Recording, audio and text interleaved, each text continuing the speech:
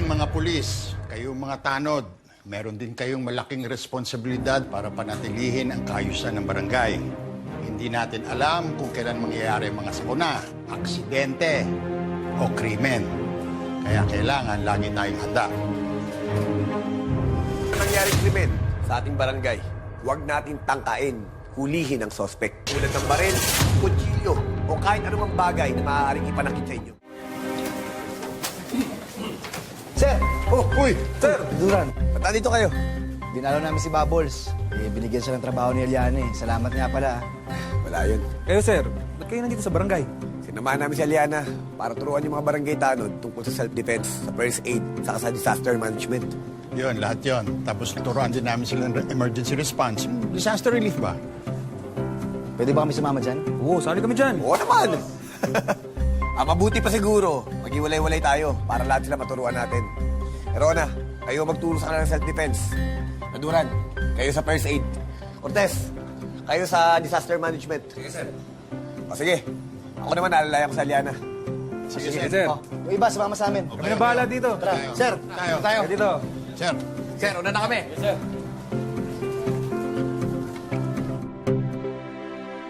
Lahat naman tayo gustong tumulong kapag may mga sakuna, di ba? Kaya naman, wag na wag niyong ilalagay ang mga sarili niyo sa kahit anong klase ng panganib. Dahil paano kayo makakatulong kung kayo mismo ang may kailangan ng sakipin? Kapag nakakita kayo ng taong nakahandusay, check nyo kung may malay ito. Tanungin nyo siya ng, "Hey, are you okay?" at kapag ang biktima ay hindi kumibo, i-check natin ang pulse at saka ang breathing. So ilalagay natin ang dalawang daliri natin sa leeg ng biktima at pakikinggan natin kung ito ay humihinga. Itatapat natin ang kaliwang tenga sa bibig ng biktima habang nakatingin tayo sa dibdib at tiyan. Pero may mga trahedya talaga na hindi natin kayang iwasan. Katulad ng lindol at bagyo. Kung may lindol o bagyo, dapat tayo maging handa. At isa sa mga paghahandang kailangan natin gawin ay ang tinatawag nating go bag. Ano ang dapat na laman ng go bag? Pagkain. Pangalawa ay tubig, kandila, pangsindi, flashlight at battery. Konting panggamot, huwag na huwag niyong kakalimutan ang pito. At kapag ang biktima ay hindi pa rin nakakamalay, uumpisahan na natin ang tinatawag nating CPR. So ang gagawin natin, ilalagay natin ang dalawang kamay natin sa dibdib ng biktima at uumpisahan natin ang compressions. Gagawin natin ito ng 30 beses. Pagkatapos ng 30 compressions, ang gagawin natin ay iipitin natin ang daliri natin ng ilong ng biktima at bahagyang itataas ang baba at hihipan natin ng 2 beses. Pagkatapos ng 2 beses na ihip, balik tayo sa compressions. Gawin natin ito ng 5 beses. Kung merong mangyaring lindol, kailangan mabilis tayong kumilos. Humanap tayo ng matibay na mesa at doon natin gawin ng duck, cover, at hold hanggang matapos ang lindol. At kung aksidente naman na masunog ang ating damit, wag na wag tayong matataranta. Gawin ng stop, drop, and roll. Susunod naman, kapag aksidenteng nasunog ang inyong damit, stop, drop, and roll para matupok ang apoy. Ang mahalaga dito ay hindi tayo dapat mawalan ng focus dahil nasa kamay natin ang buhay ng isang tao.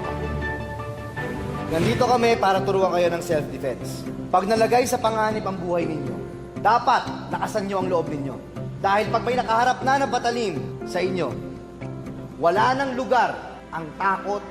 Dapat meron kayong presence of mind at lagi kayong handa. Kapag armado ng kutsilyo ang kalaban, alamin niyo muna kung saan naatake ito. Tsaka niyo pigilan ito gamit ang inyong braso hanggang sa mabitawan niya ang kutsilyo at tsaka niyo suntukin sa panga, sa lalamunan o di kaya sa sikmura para maparalisa ito at hindi na makabangon. Pangalawa, kapag armado ng baril ang kalaban, huwag niyo nang subukan lumaban pa. Tumawag kayo ng pulis sa mga pagkakataon lang na hindi kayo makakahingi ng saklolo at kailangan niyo na ipagtanggol ang inyong mga sarili. Siguraduhin lang ninyo na malapit ang distansya ninyo. Para, pag gusto nyo nang agawin ng barel, abot ninyo.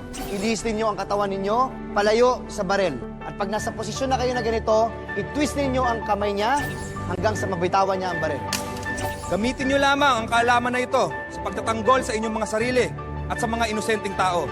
Huwag na huwag niyong gagamitin ito sa pagmamayabang lang o sa pang-aargabyado ng mga inosenteng tao. Malinaw ba? Sir,